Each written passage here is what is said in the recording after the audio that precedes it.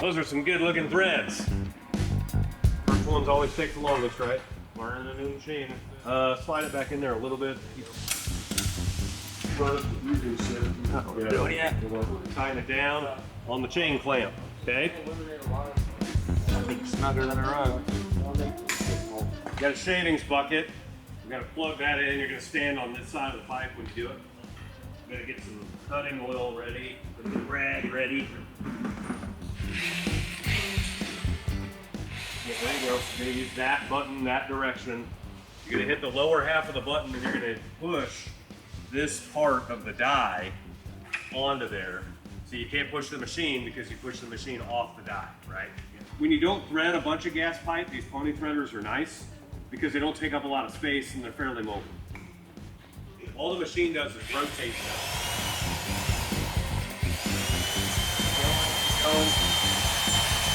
Okay. Once you pull the trigger and get it going and start oiling, you don't want to stop threading until the gas pipe is poking out past the end of these threads over here, okay? You don't want to go 5 threads past because then you're making all thread. This cuts a set of tapered threads. Yeah. So that by the time if you stop at 1 thread past, then when you bury 1/2 inch of threads in the fitting, it is airtight.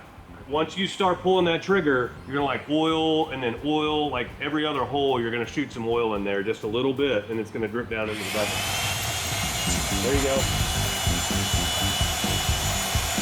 Put your foot on the corner of the, there you go. A little more. Yeah, you're good. You're good. You're 1 thread past. I think you're going outside the die. No, 1 thread past the dies, not the frame. Okay. So now go the other way with it.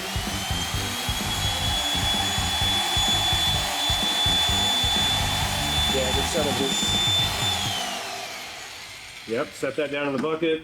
Oil does get down inside the line. Yeah. Right? So when you take it out of the vise, you're gonna tip it up and let it drip its couple of drops of oil into the bucket. In a gas pipe scenario, you would definitely want those propped up for 10 or 15 minutes before you installed it to let all the oil get out. Otherwise, the oil is gonna end up in whatever appliances you're putting in. And then a lot of times I'll take my pinky and carefully stick it in the end of the pipe and pull those shavings out. I don't do it with the rag because the rag will push them in there farther. It's not like razors in there. They are sharp if you really tried to cut yourself. Those are some good looking threads. No matter the size of pipe, all the way up to 2-inch piping. If they're threaded properly, by the time you bury a 1/2 inch of threads, Yeah. it is airtight, watertight. That's why I like using 1/2 inch Teflon tape on all of my threaded connections smaller than 2-inch. A lot of guys will use 3/4 inch or 1-inch Teflon. I like using the 1/2 inch Teflon because if you wrap the 1/2 inch Teflon on the end of this pipe, Yeah. then as you're tightening it up, by the time your Teflon's disappeared into the fitting, Yeah. you're tight of it. When we're starting out with plumbing, we get them super tight. Yeah. But as you gain strength over the years, super tight changes. Yeah. Super tight is different for a new guy than a guy that's been in the field forever. And so that's why I like using the depth rather than the feel, because the feel is different at year 20 than it is at year 1. Anytime I see guys with 3/4 and 1-inch Teflon, I'm like, man, that's a waste. You can just do it with 1/2 inch and be fine.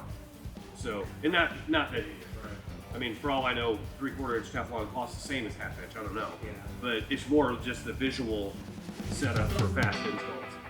So, but that's it.